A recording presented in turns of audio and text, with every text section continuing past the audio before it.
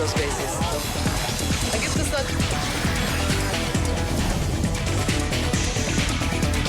Zoom a la noticia con Andrea Bernal.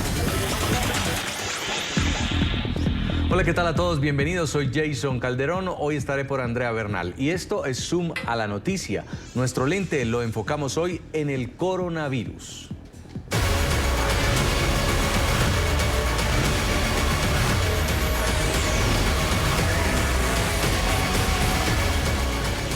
La neumonía viral provocada por el coronavirus causa alarma en todo el mundo. Más de una centena de muertos y al menos 6.000 infectados se reportan en China. Incluso el número de casos ya superó los de la epidemia de SARS, que se registró en 2002 y 2003 en el país asiático. Y con el paso de las horas, los contagios aumentan dentro y fuera de las fronteras de China. Se han confirmado casos en otros 12 países de Asia, también en Francia y Alemania, en Europa y en Canadá y Estados Unidos en América. Por eso hoy vamos a preguntarle a ustedes, a nuestros televidentes a través de las redes sociales, ¿creen que América está preparada para enfrentar el coronavirus? Vamos a saludar a nuestros invitados de hoy y los invito a que nos estén respondiendo esta pregunta para abrir el debate. Don Fernando Ruiz Gómez, ex viceministro de Salud de Colombia, máster en Salud Pública y Salud Ocupacional de la Escuela de Salud Pública de Harvard, doctor también en Salud Pública. Bienvenido, qué gusto tenerlo. Buenos días, Jason. Un saludo para ti y toda tu audiencia. ¿Qué piensa? Yo creo que sí tenemos un grado importante de preparación, aun cuando tenemos que reconocer que cada epidemia es diferente y cada epidemia trae retos indudablemente relevantes. Hace 3 o 4 años tuvimos las epidemias de chikungunya y Zika y hoy enfrentamos una que es evidentemente diferente, es transmisión por vía aérea, por oral, mucho mayor transmisibilidad y indudablemente representa un reto en países que cada vez nos abrimos más al comercio, al intercambio de personas. Hay países en América Latina como México, Panamá y Perú que tienen un intercambio muy fuerte con Oriente. Otros menos, pero indudablemente es un riesgo que está creciendo y que nos va a generar problemas si nos llega como se podría esperar.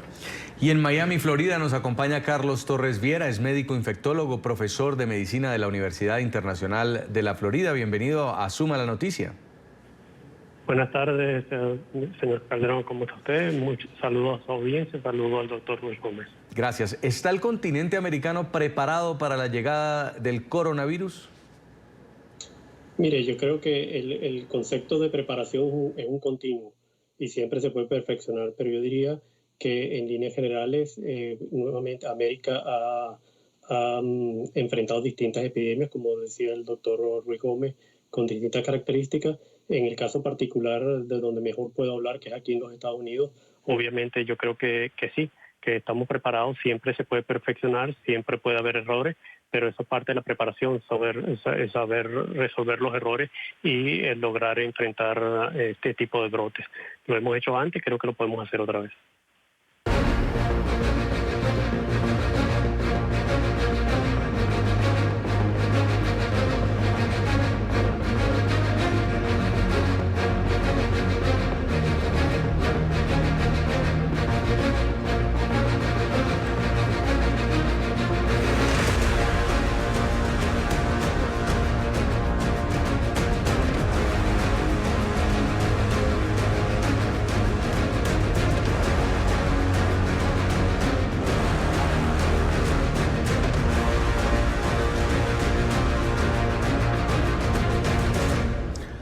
La Organización Mundial de la Salud anunció que convocará una reunión para este jueves con el Comité de Urgencia para determinar si la epidemia de coronavirus surgida en China constituye o no una alerta internacional. Por ahora se mantiene el nivel de alto riesgo en el mundo.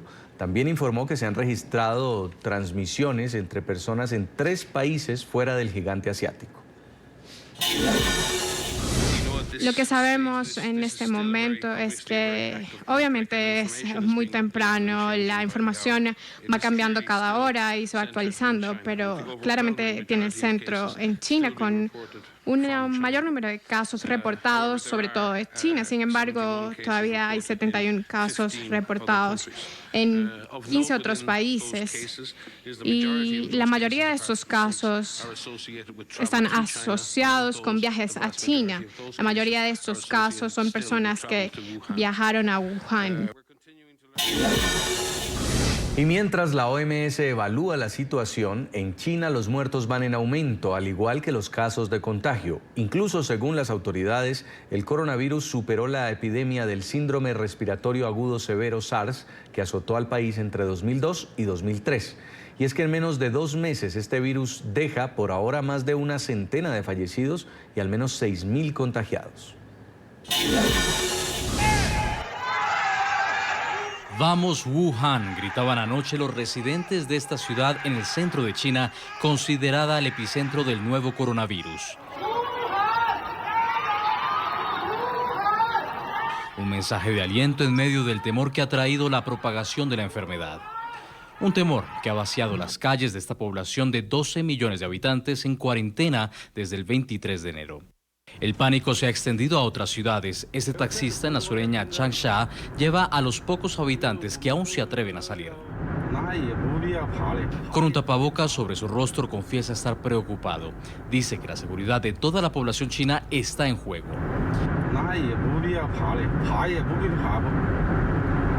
Y es que, según los más recientes datos, el número de infecciones superó al de la epidemia del SARS que azotó el país entre 2002 y 2003. El síndrome respiratorio agudo severo había infectado a 5.327 personas y ocasionado 349 muertes en China continental.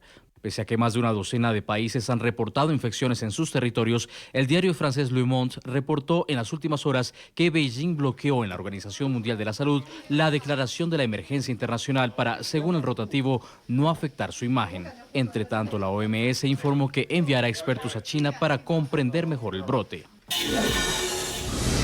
Doctor Fernando Ruiz, primero empecemos ubicando a la gente. ¿Por qué se llama coronavirus y qué tan letal es esto? Es un tipo específico de virus. Los virus se clasifican según su genética, según los genes que están allí, el tipo de virus. Es un tipo de virus ligado a lo que se llama el ácido ribonucleico, RNA, es un tema muy técnico. Y no es la primera vez que un coronavirus afecta a la población. Se han evidenciado en tiempos modernos al menos otros 6 virus del tipo coronavirus afectando a la población mundial. El SARS es uno de esos, el MERS que se originó en Arabia, en la zona arábica también es otro tipo de virus de estos. ¿Qué tan letal, qué tanta mortalidad es una de las grandes incógnitas en este caso? ¿Qué transmisibilidad y mortalidad? ¿Qué tan fácilmente se transmite y qué tanta mortalidad genera? Hasta ahora es muy difícil hacer cálculos, pero hasta ahora lo que se muestra es que la mortalidad parece no ser tan grande como la de otros virus como el SARS. Sí. Hasta ahora la indicación va que es probablemente menos del 10%, pero estos son datos absolutamente incipientes y que merecen tiempo y lograr mayor profundidad en los estudios que se están haciendo y se están haciendo a toda velocidad. Doctor Carlos Torres, si los síntomas del coronavirus son iguales a los de una gripe, ¿por qué este virus termina siendo más grave? ¿En dónde los médicos, las autoridades de salud identifican aquí hay un potencial riesgo? Bueno, lo que implica un riesgo aquí fundamentalmente es que primero es un virus nuevo. Eso quiere decir que toda la población mundial es susceptible a este virus. Ninguno de los individuos, excepto aquellos que ya han pasado la enfermedad, tienen defensa contra este virus. El segundo punto es que cuando siempre surgen estos virus animales y sobre todo teniendo la experiencia más reciente con este tipo de virus, que es el caso del SARS, como lo decía el doctor Ruiz, y el caso del MERS, que todavía lo tenemos activado en el Medio Oriente, tienen una mortalidad bastante importante. En el caso del MERS es un 35%, en el caso del SARS fue un 10%. Entonces uno siempre tiene el miedo de que este virus pueda tener una mortalidad similar y que por lo tanto pueda ser más grave que unos virus, que otros virus respiratorios que están circulando en ciertas zonas del mundo, como en el caso de nosotros aquí en los Estados Unidos en la temporada de invierno, y tenemos ahorita los virus de influenza, de parainfluenza, de sincitial respiratorio. Entonces, bueno, esa es la gran preocupación. La gran preocupación es que cuando te surge un virus nuevo, toda la data se está recabando en ese momento de forma activa y es muy difícil predecir el curso que va a tener una enfermedad. El origen del coronavirus es uno de los puntos más misteriosos y quiero preguntarle también al doctor Fernando Ruiz, se habla de un mercado de animales vivos en Wuhan, en esta ciudad de China. ¿Cómo es posible que surja un virus en medio de animales vivos y que luego se pase a humanos? Eso en epidemiología se denomina el caso índice, el primer caso documentado, estudiado y confirmado. El caso índice se da en este mercado. Sin embargo, todavía no hay una definición de qué tipo de animal podría estar asociado a la transmisión. El MERS, por ejemplo, fue asociado a los camellos, el SARS a un tipo de gato que circulaba en China, pero en este caso todavía estamos pendientes de eso. ¿Qué es lo que sucede? Cuando se da la transmisión de un animal a un ser humano y se empieza a hacer la transmisión entre humanos, es cuando se genera este tipo de problema y donde ya se genera una alerta frente a la posible transmisión entre seres humanos. Quiero que veamos este gran mercado de mariscos y animales salvajes donde fue detectado el primer caso de coronavirus que ahora está completamente cerrado. Está ubicado en la ciudad de Wuhan, el centro de China. Los controles allí son cada vez más estrictos. Así era el mercado de Huanan en la ciudad china de Wuhan, famoso por la variedad de especies animales en venta y el epicentro del brote del coronavirus. Vendían desde insectos, pasando por serpientes, ratas, pavos reales y murciélagos hasta cachorros de lobo. Videos subidos a redes sociales muestran los pisos y las paredes llenos de tierra y salpicados de sangre. En jaulas, a lo largo de los pasillos, eran mantenidos algunos reptiles que serían luego utilizados para la preparación de platos típicos. Dentro del menú, en la mira de las autoridades, está la sopa de murciélago, animal que tiene en su genoma el mortal virus y al que le atribuyen la propagación de la enfermedad. El tradicional mercado cerró sus puertas este mes y, como toda la ciudad de Wuhan, permanece en cuarentena. Cintas de peligro rodean las puertas del lugar. China también acaba de prohibir el comercio de animales salvajes a nivel nacional hasta que el brote de coronavirus sea controlado. Doctor Carlos Torres, en Miami, también se está estableciendo si fueron las serpientes, si fueron los mamíferos, los mariscos, pero lo cierto es que los primeros infectados fueron trabajadores de este mercado. ¿Usted qué nos puede decir sobre el origen del coronavirus? Mira, los coronavirus son, estos últimos tres que hemos mencionado, tanto el SARS como el MERS como este nuevo, son virus que típicamente de animales. Se han transmitido entre los animales y pueden causar o no enfermedad entre esos animales. El virus este es un virus, como dijo el doctor Ruiz, que tiene una componente de ARN, lo cual es bastante inestable y hace que mute con frecuencia. Basta con que la mutación sea lo suficiente para permitirle una adaptación en humanos para que este virus pueda entonces afectar al ser humano y a su vez transmitirlo entre seres humanos. Es decir, ha pasado de ser un virus puramente animal a un virus que puede ser transmitido en humanos. Esto ocurre mucho en Asia y particularmente en China porque justamente hay una convivencia intensa con ciertos animales salvajes y en estos mercados con frecuencia se venden animales vivos que son sacrificados al momento, lo cual da la oportunidad, sobre todo con una población tan amplia como la de China, a tener intercambios frecuentes. En algún momento ese virus logra mutar y logra adaptarse y de ahí es como una chispa que enciende un gran fuego. Entonces eso es lo que estamos viendo, no es incomún, nos pasó con SARS anteriormente. En términos del origen es difícil precisar por ahora, se habló de serpientes, pero eso creo que ha sido descartado. Pensar que esto pudo haber transmitido como origen en murciélagos no es descabellado. La mayoría de estos virus originalmente pueden estar en murciélagos, de ahí transmitirse a un segundo animal y de ese animal empezarse a transmitir al hombre a través del proceso evolutivo. Eso todo es posible. Vamos a revisar cómo se ha expandido el coronavirus. Por ejemplo, en otros países de Asia. Hay casos confirmados en Tailandia, en Hong Kong, en Macao, Taiwán, Singapur, Japón, Corea del Sur, Malasia, Vietnam, Nepal, Sri Lanka y Pakistán. Ahora vamos a ver Europa. Europa se reportan también casos en Francia y en Alemania.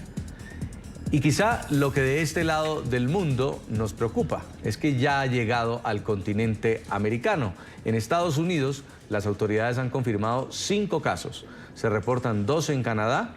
En Perú, mantienen bajo observación a 3 ciudadanos chinos y una peruana que tiene los síntomas asociados a la neumonía. En Brasil, evalúan 3 posibles casos de coronavirus y se elevó la alerta de salud a peligro inminente. El gobierno de Ecuador, por su parte, informó que la situación de un ciudadano chino de 49 años, sospechoso de tener el virus, es crítica. Permanece a la espera de su evolución. En Colombia también han descartado casos sospechosos. El más reciente, el de un colombiano que llegó de China y presentaba síntomas similares a los del coronavirus. Queremos descartar el caso que teníamos en seguimiento en Cali. Las pruebas del Instituto Nacional de Salud han salido positivas para un virus que circula en Colombia y en otras partes del mundo. De hecho, es el virus que más circula en el mundo, el H3, y por ende cerramos este caso. Sigue en su manejo en Cali, donde ha tenido una evolución satisfactoria. Doctor Fernando Ruiz, casi que milimétricamente las autoridades a todo ciudadano que está llegando de China y que manifiesta tener síntomas de gripa lo están poniendo en cuarentena. ¿Estamos ante una amenaza que lo requiere o cree usted que esto es un boom mediático, un show alrededor de este virus y de pronto se está exagerando frente a lo que está pasando? Jason, yo no creo que aquí haya boom mediático, es decir, hay evidentemente una preocupación que viene desde el ciudadano común, las bolsas de valores, pero desde el punto de vista puramente epidemiológico representa evidentemente una amenaza. Amenaza por la alta transmisibilidad que tienen los virus cuando se infectan por vía aérea, por el aire, y amenaza porque cualquier evento de estos que siempre estamos en la salud pública expectantes de cuándo puede pasar, puede desarrollar lo que se llama una pandemia. Es decir, los sistemas de salud del mundo siempre están alerta frente a este tipo de situaciones y es lo que se dice, está la preparación para enfrentarlo en su momento dado, porque cualquier momento puede surgir un problema de transmisibilidad. Imagínate una situación como la de China, con 4 ciudades de cerca de 40 millones de habitantes en cuarentena. Evidentemente aquí hay un riesgo y es un riesgo que vale tener en cuenta y que hay que tener pendiente. Comunicar muy asertivamente también a la comunidad para que tome las acciones preventivas que son del caso. Bien, ahora, doctor Carlos Torres, en Estados Unidos, por ejemplo, con estos casos confirmados, ¿qué tan alarmada debería estar la gente? Porque estamos hablando de pocos casos en un lugar donde viven millones de personas. Sin embargo, todo el mundo, cuando ve las noticias, siente, me lo pueden contagiar. Bueno, mira, todos estos virus respiratorios se pueden contagiar. En realidad yo creo que es una situación expectante, es una situación de preocupación, pero como le digo yo a mis pacientes y en las entrevistas que he dado aquí en la ciudad, tenemos que poner las cosas en perspectiva. Yo creo que los esfuerzos que se están haciendo son valederos y justificados. Creo que ha sido importante la identificación rápida de estos pacientes, el aislamiento de aquellos que están sintomáticos. Actualmente en algunos países se está procediendo a la cuarentena. En epidemiología se usan 2 conceptos. Uno es el aislamiento, que es cuando tú separas a un paciente que está dando síntomas y puede transmitir la enfermedad, del de cuarentena, que es cuando tú separas a una persona que fue expuesta y eventualmente pudiera empezar en cualquier momento a transmitir la enfermedad. Entonces todas esas medidas están justificadas. En términos del miedo, yo creo que simplemente hay que estar pendiente de las noticias del curso de esta enfermedad, estar en sintonía con lo que está pasando. Creo que en los actuales momentos, sin embargo, como lo demuestra ese caso que acabas de mencionar de Cali, hay otros virus que están causando una alta mortalidad y que la gente, como los tenemos todo el tiempo, los ignora. Para darte un ejemplo, nosotros actualmente en los Estados Unidos, en el caso de la influenza, que es lo mismo que tuvo el paciente de ustedes en Cali, tenemos unos 15 millones de pacientes infectados, tenemos unos 120.000 casos de pacientes hospitalizados y ya vamos por 8.000 muertos. Ahora, estas son cifras regulares para influenza. Estas son las cifras que usualmente vemos en influenza. Lo que pasa es que la gente está menos en sintonía con la gravedad de otros virus respiratorios que están constantemente circulando en nuestras vidas. Invitamos a opinar a nuestros televidentes en las cuentas de Twitter que aparecen en pantalla. La pregunta es la siguiente: ¿cree usted que América está preparada para enfrentar el coronavirus? Lo pueden hacer bajo el hashtag #ZoomCoronavirus. Es tiempo para nuestra primera pausa comerciales. Al regreso vamos a hablar de los síntomas y de cómo prevenimos el contagio. Hoy en este especial en Zoom a la noticia sobre el coronavirus. Seguimos en Zoom a la noticia, hoy hablando del coronavirus. Vamos a ver a continuación cuáles son los síntomas iniciales de esta neumonía que pueden confundirse con otras infecciones respiratorias, incluida la gripe común. Lo primero es la secreción nasal, está también el dolor de cabeza, la tos, las dificultades para respirar, el dolor de garganta, el malestar general y fiebre por encima de los 38 grados centígrados. En casos más graves puede presentarse neumonía, síndrome respiratorio agudo severo, insuficiencia renal y hasta la muerte. Los síntomas aparecen, según las autoridades sanitarias de China, entre 3 y 6 días después del contacto con el virus. Ahora, ¿cómo puede evitarse el contagio? Para evitarlo, la OMS recomienda, primero, uso de mascarillas o tapabocas para cubrir la nariz y la boca, también utilizar un pañuelo para la tos, lavarse las manos de forma frecuente, evitar aglomeraciones, acudir al médico si se presentan síntomas a los ya identificados por las autoridades sanitarias y por último, y uno de los más importantes, evitar el contacto con cualquier persona que sea portadora del coronavirus. Seguimos nuestro análisis aquí en Zoom a la noticia. Fernando Ruiz, ex viceministro de Salud de Colombia, sobre los síntomas y las posibilidades de contagio. Un ciudadano a pie, ¿qué debería tener en cuenta? Yo creo que debería tener cautela y tener conocimiento de las medidas que acabamos de mencionar, que son evidentemente las que en una enfermedad como esta pueden prevenir y pueden ayudar a mantener una reducción de la exposición. Yo haría mucho énfasis en el lavado de manos. Lavarse las manos frecuentemente evita que tengamos contacto con los fluidos de otras personas, y se inactiva inmediatamente los virus, y es una medida absolutamente sana. Yo creo que no hay que entrar, como planteaba el doctor Torres, con toda claridad, en una situación de histeria ni de un temor exagerado.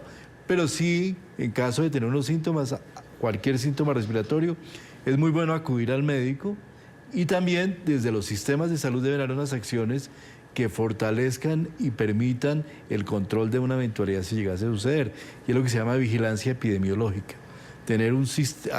Todos los países tienen sus sistemas de reporte de casos, de investigación de los casos que se da, con la realización de las pruebas específicas para poder, en caso de que se identifique alguno, hacer lo que se llama el cerco epidemiológico, o sea, cerrar y aislar las personas que están contagiadas para evitar que se generen nuevos contagios. Ahora, doctor Carlos Torres Viera, médico infectólogo, si una persona ha viajado a China o ha tenido contacto con alguien de pronto que haya viajado a China y empieza a tener estos síntomas, ¿debería inmediatamente reportar a las autoridades? Porque también puede estar el temor de no querer ser aislado y dice, no, yo voy a esperar unos días a ver si me mejoro.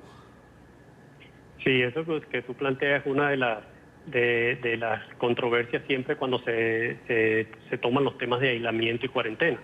Que la gente empieza a tratar de esconderse para evitar ser sujeto de alguno de esos dos métodos, ¿no? Pero en realidad, si una persona hubiera estado en China y viene con cuadros respiratorios, es una persona que es altamente sospechosa. Pudiera ser, como dijimos, cualquiera de los otros virus que están circulando en el mundo, en el caso de Colombia, o si es aquí en los Estados Unidos, en el caso de los Estados Unidos. Pero obviamente ya el hecho de que haya adquirido un cuadro respiratorio después de regresar de China lo hace altamente sospechoso, y lo importante es que esa persona si en realidad está infectado con este virus, no transmitírselo a sus familiares o amigos o a otras personas. Entonces sí, yo pienso que esa persona debería llamar por lo menos a su médico, consultar a su médico, ser evaluado lo más rápidamente, hacer una entrevistas importantes sobre los síntomas, cuándo empezaron, etcétera, cuánto tiempo hace que estuvo en China, etcétera, y tomar una decisión si ese paciente debe ser aislado, que no implica ser aislado en ninguna cárcel ni nada de eso, sino probablemente ser aislado en su casa, pero que no esté saliendo para que no transmita la enfermedad. Eso, por cierto, es un elemento que se va para todos los cuadros respiratorios. Si usted tiene influenza, usted no debería estar saliendo de su casa a trabajar, o no debería estar mandando al niño con influenza a la escuela porque no lo puede tener en su casa, porque se lo va a transmitir a la gente. Entonces, eso no es diferente que lo que nosotros llamamos la ética respiratoria adecuada en caso de cualquier otro virus respiratorio que puede estar circulando. O sea que estas medidas van para este virus como para cualquier otro virus, y eso es bastante importante. Si una persona, doctor Fernando Ruiz, ha viajado a China hace un mes, 2 meses y empieza a presentar síntomas, ¿significa que puede estar contagiada o no? Que tiene una probabilidad de estar contagiada, y ante esa probabilidad, como dice el doctor Torres, lo mejor es ir a su médico, consultar. Aquí hay un tema de responsabilidad también, digamos, lo social. El reporte, pues, el estudio puede dar que no, que es otro virus, que no hay ningún problema, pero yo creo que sí le ayudaría a él, incluso a los que están alrededor del Pero mismo. aun cuando haya pasado más de un mes. Aun cuando haya pasado, sí. El brote empezó en este momento el 29 de diciembre del primer caso, 29 de diciembre del 2019. Ya llevamos prácticamente un mes. Perfectamente habría podido tener una transmisión. Es decir, no es que necesariamente en la misma semana en la que uno regresa de un viaje, por ejemplo, a un lugar de contagio, se van a presentar los síntomas. Puede ser también un mes después. Puede presentarse después porque puede haber casos que se han ido transmitiendo de manera, se llama autóctona, entre personas cercanas a uno, que por alguna razón no fueron diagnosticados y le llega el caso a esta persona después. Muy bien, y American Airlines, Lufthansa, Iberia, British Airways, aerolíneas de gran importancia a nivel internacional, toman sus primeras medidas. Suspenden de carácter inmediato todos los vuelos hacia o desde China debido a la crisis del coronavirus de Wuhan. También la compañía aérea rusa Ural Airlines, que viaja a Múnich, París y Roma, anunció la suspensión de todos sus vuelos hacia Europa debido a la propagación del virus. Air France, por su parte, permite a sus pasajeros anular o aplazar sus vuelos a China sin gastos adicionales, aunque mantiene 23 conexiones semanales con el país asiático. La semana pasada canceló las que tenían como destino Wuhan, la zona del brote. Los gobiernos despliegan operativos también para buscar a sus nacionales que se encuentran en la zona. Doctor Carlos Torres, este es el otro tema, un avión. Uno pudiera pensar que está viajando de Roma a Madrid o de Madrid a Miami, pero si en ese avión va una persona infectada, durante 8 horas compartiendo el aire de ese avión, ¿también se puede contagiar? Sí, obviamente que sí puede contagiar. Mira, este virus se transmite por secreciones respiratorias y no necesariamente tiene que estar al lado del paciente, aunque generalmente en este tipo de transmisiones los pacientes que están más cercanos al paciente infectado obviamente tendrán un riesgo mayor. Pero las personas en los vuelos se mueven, van al baño, tocan distintas estructuras del avión, y este virus, si la persona ha estornudado en su mano o si ha limpiado la cara y tiene secreciones, y las puede transmitir a esos objetos inanimados del avión. Y otra persona que toque eso y luego lleve su mano a su cara también lo puede adquirir. Entonces, obviamente que puede ocurrir. Nosotros, cuando tú vuelas de París a New York o de París a Bogotá o a Medellín, no vas a saber de dónde vienen todos los otros pasajeros. Eso es parte de lo que el servicio de salud de cada país está pendiente. En parte lo que planteaba de la disminución o el paro de todos los vuelos de ciertas líneas aéreas tiene que ver quizás un poco con este miedo, y por otra parte porque bueno, tú tienes que transportar un personal de trabajadores hacia una zona que es endémica y las condiciones en el sitio, no podemos imaginar, no son las más adecuadas desde el punto de vista que esa ciudad está completamente bloqueada. Entonces se justifica en ese sentido. Entonces, bueno, sí, obviamente que se puede transmitir. Los virus respiratorios, ese es el problema de controlar los virus respiratorios, son muy fácil transmisibles. En el caso de este virus en particular tiene otra cosa que pudiera ser un elemento que añade incertidumbre, que es que el gobierno chino ha señalado la posibilidad de que el virus se transmita antes de empezar a dar síntomas, lo cual complica realmente el diagnóstico. Doctor Fernando Ruiz, por el tema de los aviones, aún con tapabocas y aunque una persona de pronto pueda usar jabón antibacterial, ¿dentro de un avión hay peligro de contagio? Puede contagiarse, indudablemente, puede contagiarse. Estas medidas reducen el riesgo, pero obviamente no lo eliminan completamente. Como decía el doctor Torres, es un virus que se mueve por secreciones, se mueve por el aire, muy fácilmente se transmite, incluso podría eventualmente permanecer en el aire dentro de un avión y en el siguiente vuelo. Pues yo creo que esa es una de las razones por las cuales se ha tomado esa medida desde muchas líneas aéreas. Hay medidas adicionales. Un señor. punto que quisiera mencionarte con respecto a lo que dice el doctor es correcto, disminuye la transmisión, pero por ejemplo hay un elemento que la gente considera lo de la mascarilla como una prevención y depende de cómo lo uses. O sea, realmente la mascarilla está recomendada formalmente en casos de hospitales para uno prevenir la infección. La gente usa la mascarilla constantemente. La realidad es que mucha de esa gente se toca más la cara teniendo la mascarilla que no teniéndola, porque empieza a molestar, empieza a picar la cara y ahí hay riesgo de infección. O sea que no necesariamente el uso de la mascarilla, como muchos piensan, va a reducir el riesgo de que te transmita el virus. Entre las medidas adicionales también está entonces tomar como decisión en este momento si usted no debería viajar por algún tema de obligación, sobre todo a los países donde está en el foco, ¿evitarlo, doctor? Yo creo que sí, si hay un viaje uno puede aplazarlo, indudablemente ir a unas ciudades donde hay cuarentena, donde hay un tema de estos, realmente sugiere cierta prudencia, sin embargo tampoco el comercio mundial se puede parar, es un tema que tiene mucho que ver con la interacción de las relaciones sociales, humanas, comerciales, e indudablemente allí hay que tener prudencia, pero tampoco podemos parar y generar efectos también negativos sobre el propio comercio mundial. Hablemos sobre si existe alguna droga, alguna medicina, doctor Carlos Torres, para contener o contrarrestar el coronavirus. Desafortunadamente no, como ocurre con la mayoría de los virus respiratorios, excepto quizás el del virus de influenza notablemente, no existe ningún medicamento que nosotros podamos ofrecer para disminuir el riesgo de una enfermedad severa o para acelerar el curso de la enfermedad o para curar un paciente, ni tampoco existen vacunas para prevenir. El tratamiento en estos casos de todos estos pacientes que han sido infectados es un tratamiento básicamente dirigido a los síntomas y de apoyo. Obviamente si un paciente tiene dificultad respiratoria hay que proveerle oxígeno, quizá va a necesitar broncodilatadores y una serie de cosas. Ese es el papel del médico básicamente en este caso y el de evitar el contagio de otras personas alrededor. Pero en términos de dar un medicamento específico, como diríamos antibióticos en el caso de bacterias o antivirales en el caso de la influenza, no existe ninguno en los actuales momentos. Doctor Ruiz, si hubiera una cura, ¿en cuánto tiempo podría encontrarse o cuál podría ser?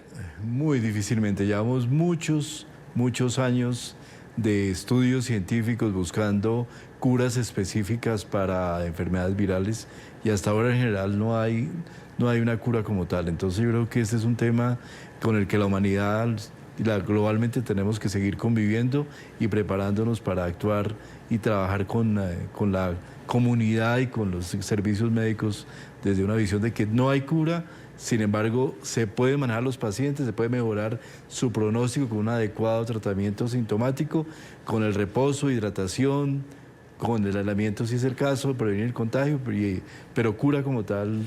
Es decir, las personas que se han contagiado y no han fallecido, ¿es porque se les ha dado un adecuado tratamiento?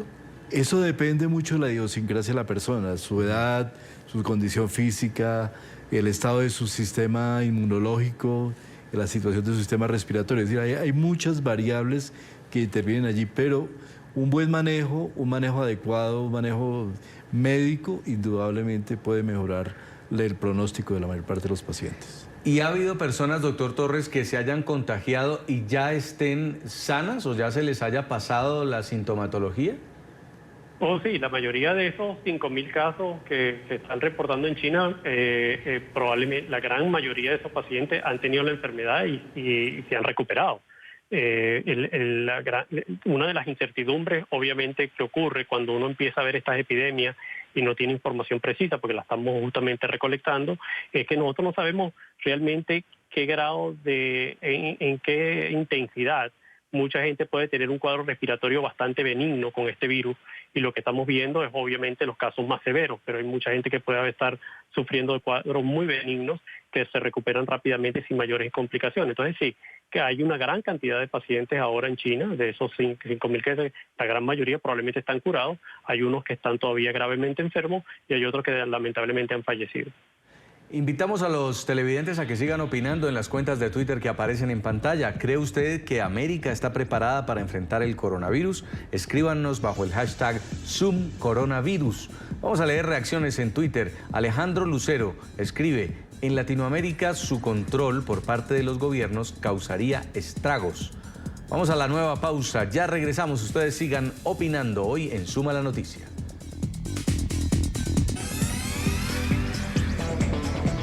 Seguimos en Zoom a la Noticia, hoy un especial del coronavirus, y quiero preguntarle a los dos invitados por la pregunta que estamos haciendo a nuestros televidentes y con lo que empezamos el tema de hoy. Doctor Fernando Ruiz, ¿qué pasa si un foco del virus llega a desarrollarse tan fuerte en América Latina? ¿Qué pasaría? ¿Cómo asumirían los gobiernos, los países de América Latina una emergencia así? En casos, por ejemplo, de países más avanzados como Chile, como Colombia, o en países que tienen en este momento crisis de salud como Venezuela. Sí, yo diría, Jason, que hay diferencias importantes.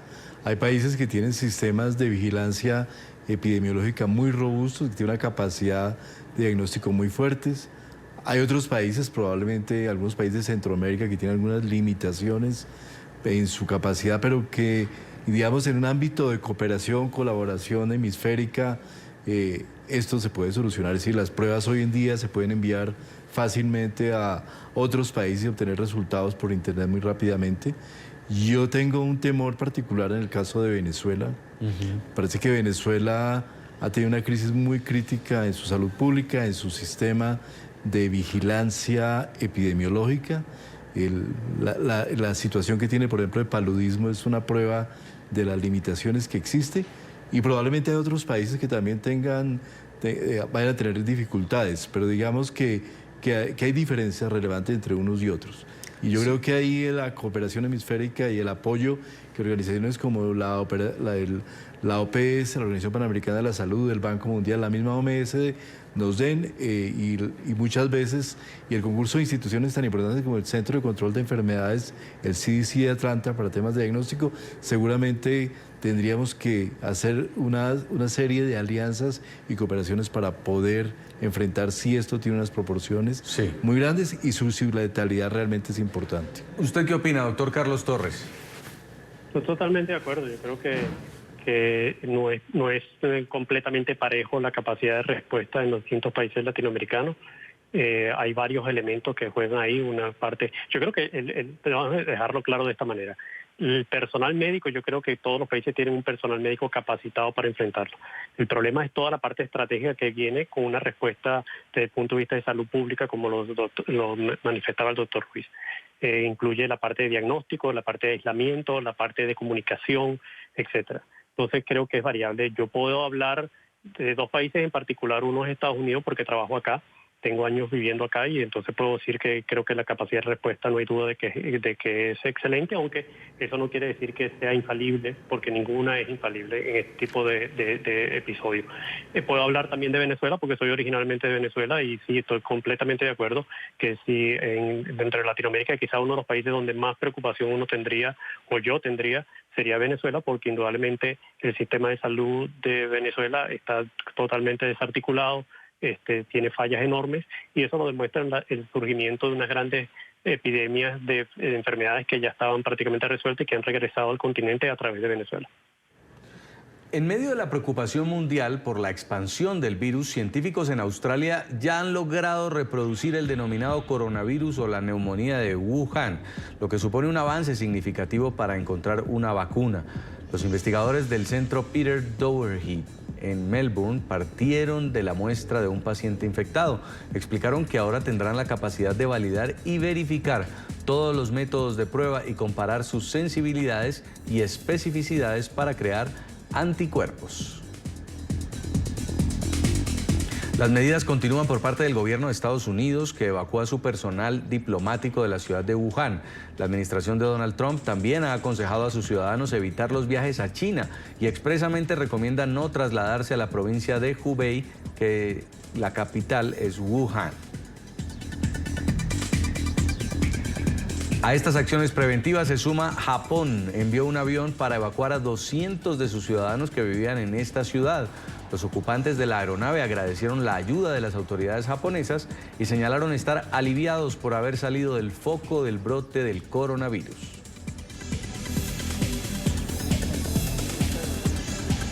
Vamos a la última pausa y ya regresamos en Suma la Noticia.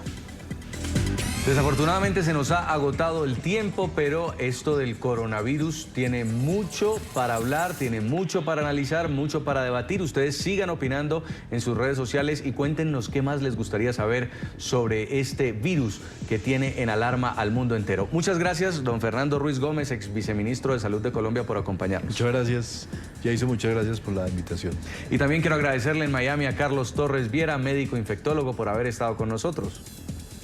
Muchas gracias, señor Calderón, por la invitación y muchas gracias a los oyentes por escuchar. Soy Jason Calderón, hasta aquí Zoom a la Noticia. Los esperamos en la próxima emisión con más temas de debate.